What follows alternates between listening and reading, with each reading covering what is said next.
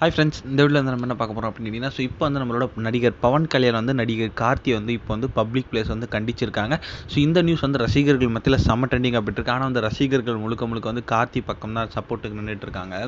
So இப்போ வந்து தமிழ் சினிமாவில் தொடர்ந்து வந்து நிறைய திரைப்படங்கள் வந்து ரிலீஸ் ஆகி வருகிறதுக்கு. ஸோ இப்போ வந்து நம்ம தமிழ் சினிமாவில் முன்னணி நடிகராக வலம் வந்துட்டு இருக்கோம் தான் நம்மளோட நடிகர் கார்த்தி. ஸோ இப்போ வந்து இவரோட நடிப்பில் இந்த வாரம் வந்து மெய்யழகன் அப்படின்ற திரைப்படம் வந்து திரைக்கு வர இருக்கிறது. இந்த திரைப்படத்தில் வந்து நம்மளோட கார்த்தி கூட சேர்ந்து ஒரு அரவிந்த் சாமி, ராஜ்கிரண், ஸ்ரீதிவ்யா அந்த மாதிரி வந்து ஏகப்பட்ட கதாபாத்திரம் இந்த திரைப்படத்தில் நடிச்சிருக்காங்க. ஸோ இந்த நிலையில் வந்து இப்போ வந்து நம்மளோட மெய்யழகன் திரைப்படத்தோட ப்ரொமோஷன் வேலையில் கார்த்தி வந்து செம்ம பிஸியாக போயிட்டுருக்காரு. ஸோ அதேமாரி வந்து தெலுங்கு ப்ரொமோஷனுக்காக வந்து கார்த்தி வந்து நம்மளோட ஆந்திரா சென்றிருக்காரு.